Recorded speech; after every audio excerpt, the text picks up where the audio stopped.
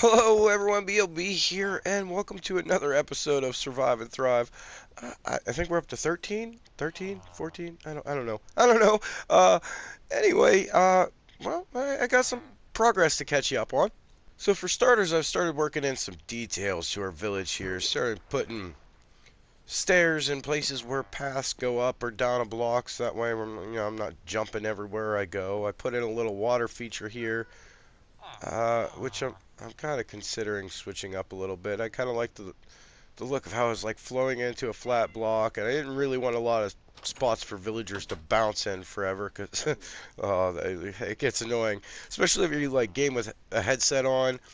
It's like constant splashing in your ear. Yeah, yeah. So I try and avoid situations where that might happen. I've leveled up a bunch of farmers here doing a lot of trading. I'm trying to stock up on emeralds. Well, because I need blocks for underneath a beacon. I don't have the beacon yet, but we can summon a wither. I kind of want to do that this episode, but at the same time, even if I defeat the wither and I get my nether star, I craft my beacon, I don't have the blocks necessary for a beacon base. Now, with what I have in stock here, I suppose I could build a decent base. It would be nice to be able to just build the whole thing out of gold blocks, because they break down easy. So usually if you only have one beacon, you're moving it around, and that would be a great way to go. However, mining gold, I mean, I did hit the Mesa biome or Badlands, whatever we want to call it now. I hit that again, and I got some more rounded up, but that isn't near as much as, like, the emeralds I've collected. 50 emerald blocks right now.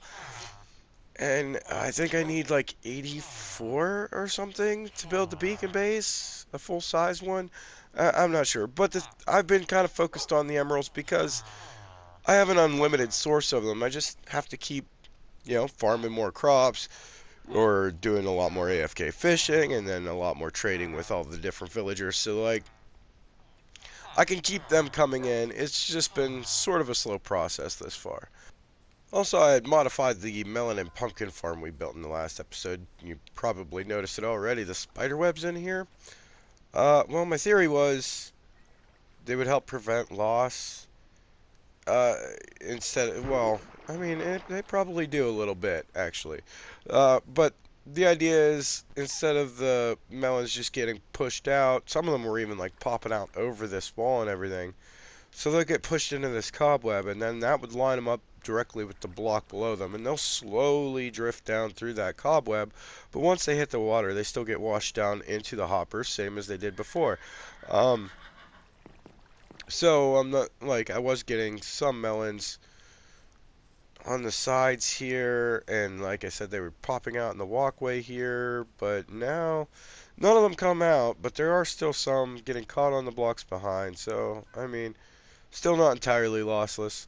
I did take out the torches for some glowstone here, but I, I'm I don't know. I guess it fits. I don't really like the way it looks. I'm thinking about maybe some redstone lamps, but then I'd have to maybe come up with something sort of clever as to how to power that.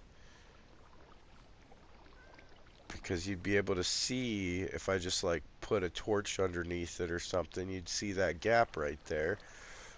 Uh, yeah, I don't know. Why is it so tough to light this area?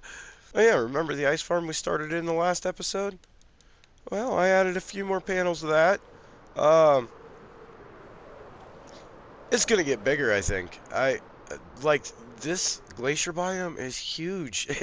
It goes back there quite some way, so I think I'm gonna eliminate a large chunk of it, and I'm gonna get a great deal of these things in here, so that way ice won't ever really be a problem for me. I mean, as of right now, it does kind of produce pretty fast, and if I was up here regularly, just like harvesting it like once a day, I'm sure it would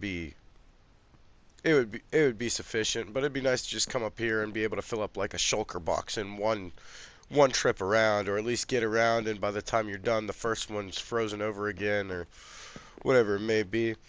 But I've also been thinking about trying to spawn proof a lot of these areas. I mean, it's all a little bit close to that creeper farm, so if I could get like that chunk of land and like maybe that mountain all lit up where no mobs can spawn on it, it should help improve the rates in the farm there.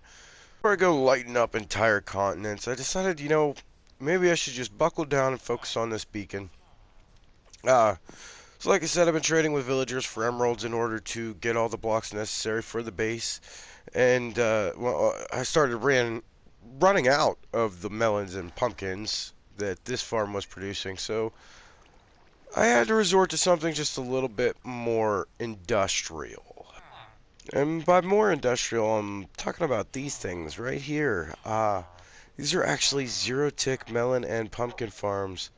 And these come from Sir Joshy on YouTube. And he actually credits a couple other YouTubers. I know Redstone Wizard in 1983 was one of them. I honestly can't remember the other one now, but I will post a link to Joshy's video in the description below.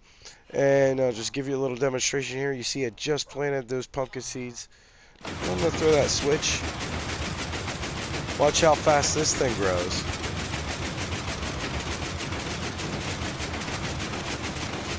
And then they just start putting out pumpkins.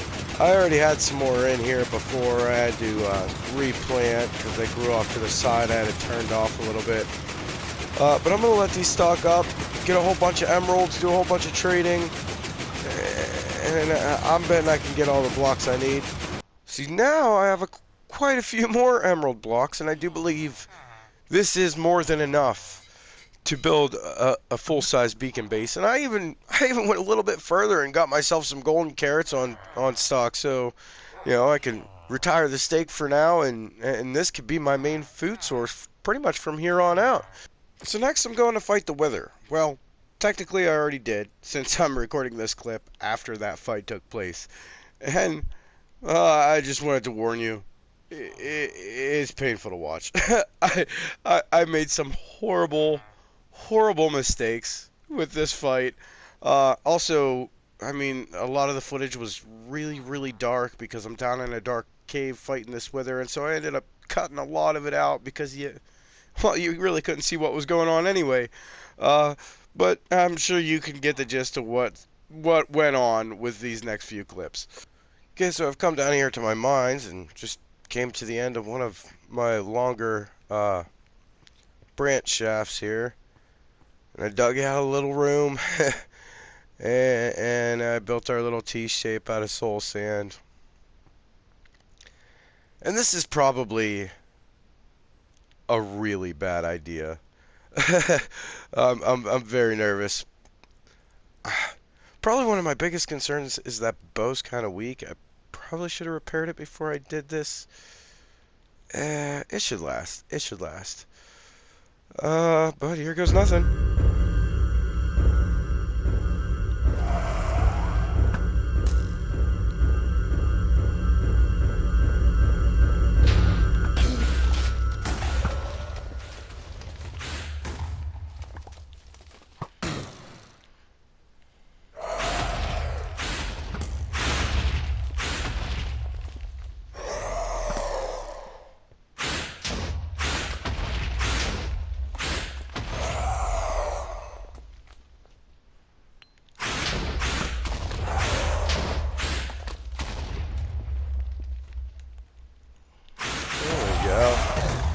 If I get keeps going up too high, I can't get a shot at him until I get right beneath him, and that's when he can get a shot at me.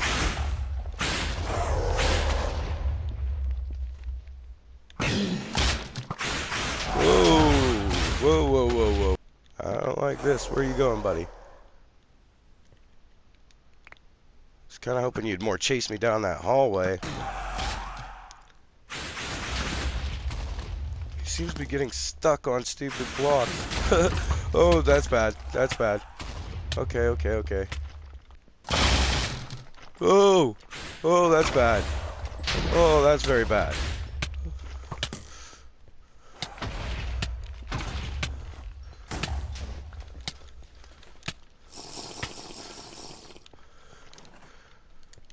Oh, even worse. I'm gonna die. I'm gonna die. Yep, there it goes. Gonna die, gonna die, gonna die. Oh, no! And now all my weapons are down there with him. That is no good. Oh, no. Oh, no. Oh, no. Just don't blast me, guy. Let me get my stuff. Oh, oh, that's no good at all. Where's everything else? My weapons, my tools. All gone. All gone. Oh boy. Okay, I'm back on the hunt here, and I have a bow significantly weaker than the one I had before.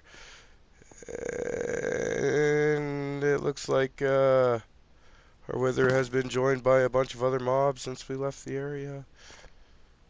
Ooh, that hit him. Ooh, and that hit me. Okay, okay. Have to be very careful. I cannot afford to die again.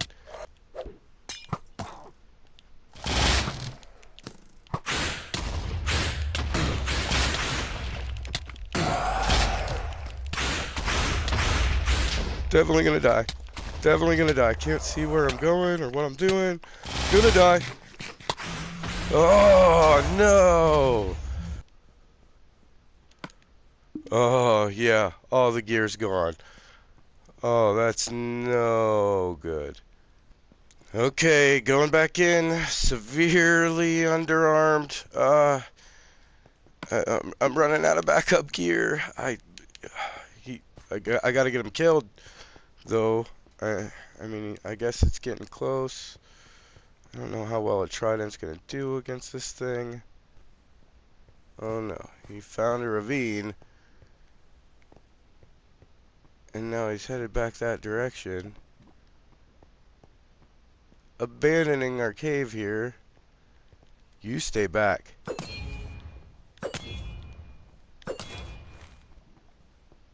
Mr. Wither, where'd you go? Oh, I see him.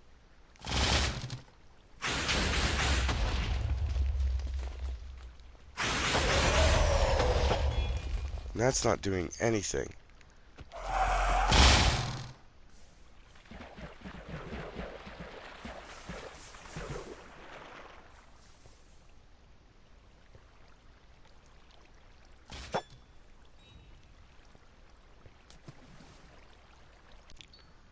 Okay, I'm back down in the caves. Still severely underarmed, but I got something to work with for now. Oh, leave me alone, spider.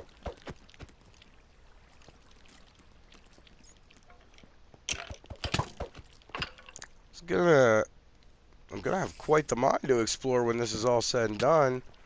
I don't know where that wither is, and I must find him. If I'm not killed by a spider,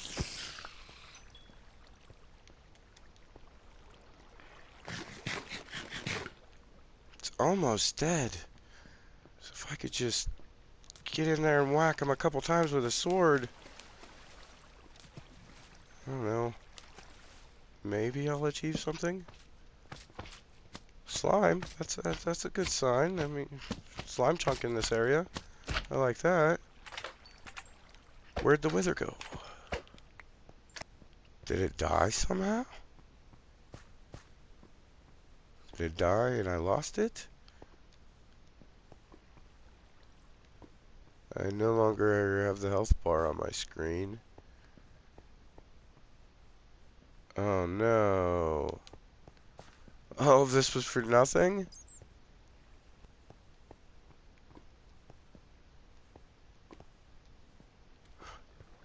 Some XP lying around. I mean, that's a good sign, right?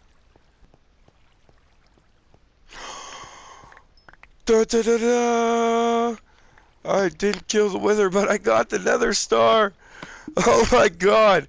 Oh, I don't even know what to say. Uh, I, I'm glad it's not all for nothing. There are like so many exposed ores and everything through this cave system diamonds galore. So, I mean, yeah, not a complete loss, but I still got to chalk it up as sort of a loss because I lost so much equipment. And then I didn't even get the kill myself. Something else got the kill. And I'm thankful to whatever it is that something else was because now I got the star, which I thought for sure was going to be gone forever. Uh, my next project is going to be cleaning up and spawn proofing this mess of a cave that wither dug. And so I did get my beacon. Now, if you didn't notice, one of the horrible mistakes I made was I wore Elytra into that fight. And then to top it off, the first time I died, I got them back. And then I wore them back into the fight instead of switching to a chest plate. Something that was easily replaced. I lost a pair of Elytra. So another thing I'm probably going to do pretty soon is resummon the dragon, open up another outer end, and do another outer end raid. Hopefully get another pair of Elytra just to have on backup. Having only one is rough because of, well, like situations like now where I'm silly and I don't think about what I'm doing and I wear my Elytra into a fight where I definitely did not need them. Also, in case you didn't notice, behind me there, I put together a little map of my kingdom. And, well, I don't know. I was just kind of running around and I thought it'd be cool to have this on the wall just to see exactly how big the village itself is in relation to the builds that I'm putting into it. You can see this little tennis court looking thing. That's actually our quad farm. And then the brown building off to the left here, that's our melon and pumpkin farm. And, well, our castle's going to be across the northern part of this map here. And then this big red circle is our zombie farm, which that's probably going to change in shape just a little bit. But I think it's cool having this, like, aerial view of the area. That's going to make adding to the area a lot more interesting, I think. So now that I do have my beacon, one of the first things I'm going to do with it is, like I said, I want to go back into that cave that the wither dug. I actually want to set this thing up, and I want to clear out all those ores that were visible, light up the entire cave, make sure that's all spawn proof. But before I even go about all that, I, I need to replace my fortune pickaxe. I mean, I could go mine it all out with silk touch and then break it down with fortune later on.